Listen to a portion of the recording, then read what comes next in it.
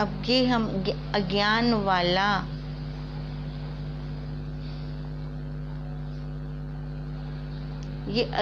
वाला कुंडा कौन तुड़वाता है?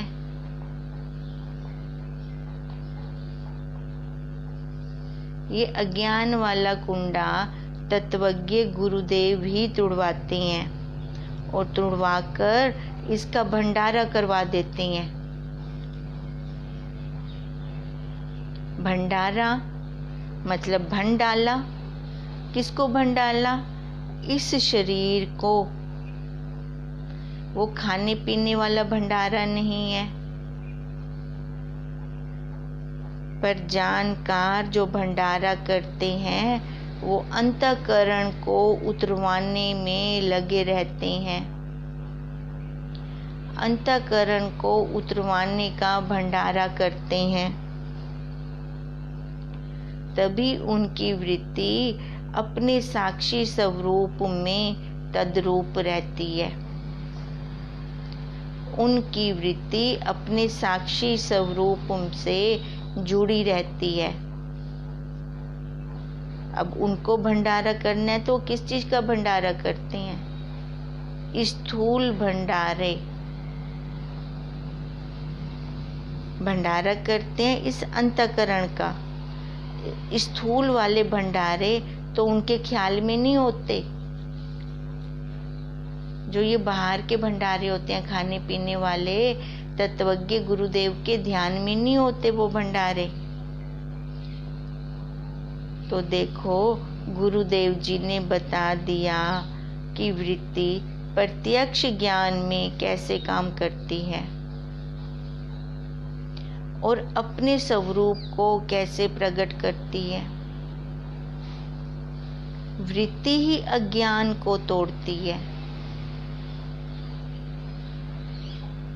लेकिन अपने स्वरूप को प्रकाशने के लिए और किसी प्रकाश की जरूरत नहीं है। वह तो स्वयं प्रकाश है। कैसे है हमारा स्वरूप? स्वयं प्रकाश है।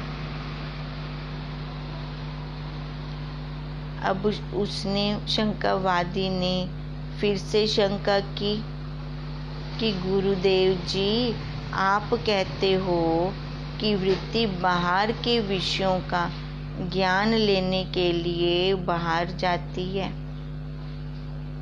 और अपने स्वरूप को जानने के लिए अंतर्मुख होती है,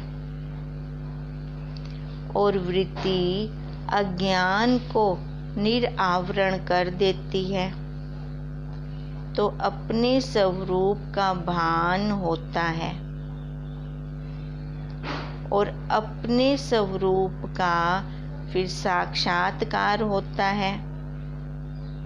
वह शंकावादी कह रहा है कि बाहर के विषयों के ज्ञान प्राप्त करने के लिए वृत्ति बाहर जाती है और अपने आत्मा के ज्ञान के लिए और ब्रह्म स्वरूप के लिए, उस प्रकाश स्वरूप का ज्ञान प्राप्त करने के लिए वृत्ति अंतर्मुख हो जाती है,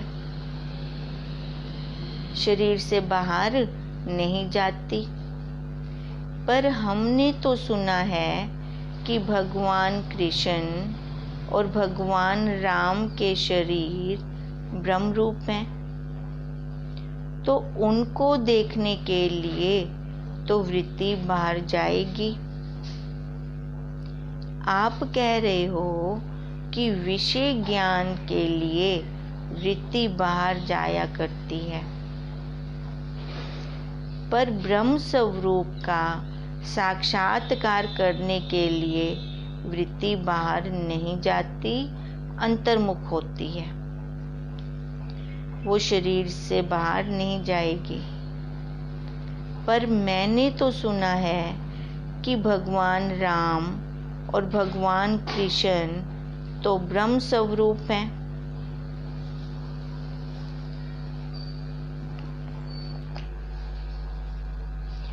तो उनके दर्शन के लिए वृत्ति अंदर कैसे जाएगी?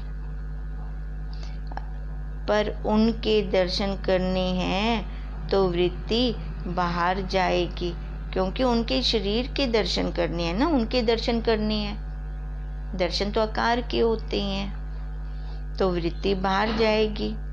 अब ये मेरी समझ में नहीं आया।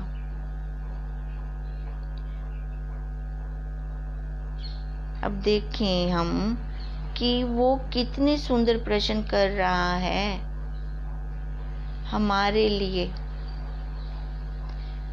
ताकि हमारी शंकाएं मिट जाएं। एक बार फिर से उसका प्रश्न दोहराते हैं भी, जब वो ब्रह्म रूप है ना, उनको शास्त्रों में भी कहा गया है कि कृष्ण ब्रह्म रूप है, भगवान राम ब्रह्म रूप है।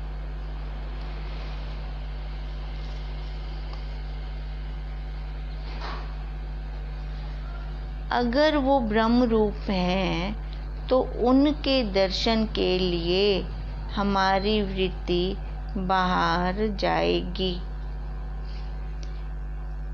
क्यों जाएगी बाहर? आपने तो कहा कि विषयों का ज्ञान लेने के लिए वृत्ति बाहर जाती है। जब आप अपनी आत्मा के दर्शन करते हैं, ब्रह्म के दर्शन करते हैं, स्वरूप के दर्शन करते हैं, तो वृत्ति अंदर जाती है।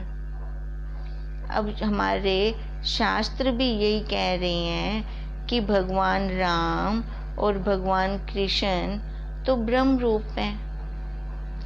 फिर वृत्ति बाहर क्यों जाएगी? उनके शरीरों का दर्शन करने के लिए हमारी वृत्ति शरीर के अंदर जानी चाहिए, पर वो तो दर्शन तो बाहर जाने से होते हैं। क्वेश्चन हमें समझ में आ गया होगा कि उसने कौन सी शंका रखी है गुरुदेव के आगे, कि उनके दर्शन करने हैं तो वृत्ति हमारी बाहर नहीं जानी चाहिए, वृत्ति अंदर ही जानी चाहिए। अब इसका गुरुदेव जी आंसर देंगे, ये आंसर फिर हम कल करते हैं। उसका क्वेश्चन समझ नहीं आया तो एक बार शास्त्र उठा के ना पढ़ लेंगे आराम से उसको। वैसे भी हम जो यहाँ करते हैं, करने के बाद भी पढ़ना चाहिए, और जब क्लास अपनी शुरू होती है उससे भी पहले एक बार हम वो शास्त्र पढ़कर बैठें, फिर उसका श्रवण करेंगे तो हम अपनी भाषा में ही कर रहे हैं ये सारा, तो हमें जल्दी समझ में आएगा। हम ज़्यादा शास्त्रीय भाषा को नहीं उठा रहे। ओम तम नमामि हरिं परम, ओम तम नमामि हरिं परम, ओम तम नमामि हरिं परम। ब्रह्म स्वरूप गुरुदेव के चरणों में कोटि कोटि नमन।